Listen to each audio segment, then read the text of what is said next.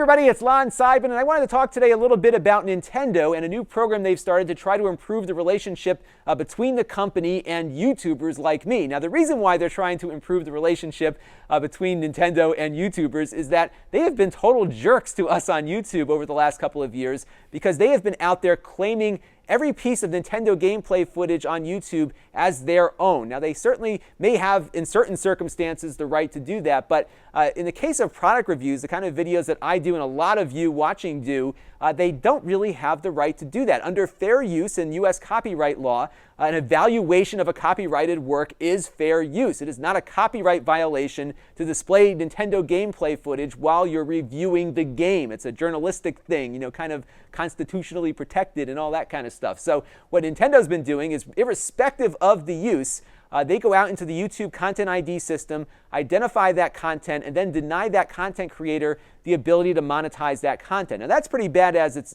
is on its own, but what they've also been doing is putting ads on that content and then taking all the revenue away from the person that created that particular review. And I don't review Nintendo products for that reason, because if I do that, I run the risk of basically working for Nintendo in the course of reviewing their products, and I just don't think that is very fair at all to me as an independent creator. And I have very little recourse in this because Content ID kind of sits in a layer outside of U.S. copyright law. You can go and contest it, but you really have to bring it all the way to court in order to win anything against Nintendo, and that certainly wouldn't stop them from doing it to other people. And us, independent creators, we don't make enough money really to get the high-priced lawyers we need to kind of do this. So what Nintendo's done now is, in an effort to try to improve their relationship, and I think this is actually more of an insult to us than anything else, they've created something called the Nintendo Creators Program, which is going to allow you to share revenue with Nintendo for the videos that they identify. So it's going to follow the same procedure as it has been. So in other words, if I upload the review of the new Donkey Kong game or something,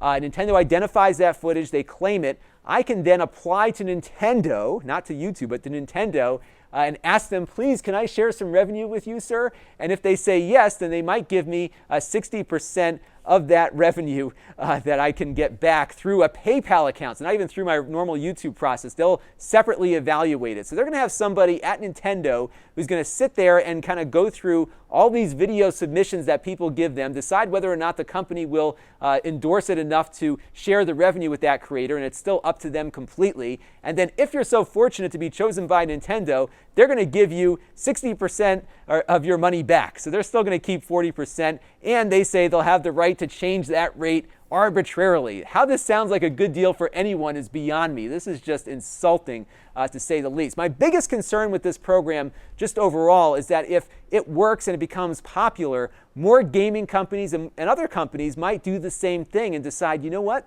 We can earn money even if they have the fair use to use our content anyhow. And because of the way Content ID works, there's really, YouTube kind of takes a hands off with it. So they don't often make the determination as to whether or not something is fair use. They kind of just want to toss it out to lawyers in the courts in order to make that final determination before putting something back on. So as an independent creator, you rarely win out of this thing. And if this is the new course of how things are going to operate in the future, any company could decide to claim reviewers' independent work as their own and then keep most of the revenue that person should have been earning for the journalistic effort they're contributing to the world. And I think that is wrong. So I thought a lot about this. I was thinking about signing up for it and starting to do some more Nintendo reviews. But after I slept on it and kind of went back through the fine print, this isn't good. This is really putting fair use at risk. I think it puts journalism at risk to a certain degree, especially journalists who are on YouTube. If some investigative reporter can have their content claimed and then some of their revenue siphoned away by the subject of their piece, I just feel is just completely wrong. Nintendo is wrong for doing this. This is going to be a disaster for them because I don't even know how they're going to have the labor force to keep up with all this monitoring and reviewing and everything. I think what they should do is do what any good company would and really respect the right of journalists, whether they're a guy in his basement or a young guy or gal sitting in front of their TV and streaming something to the web.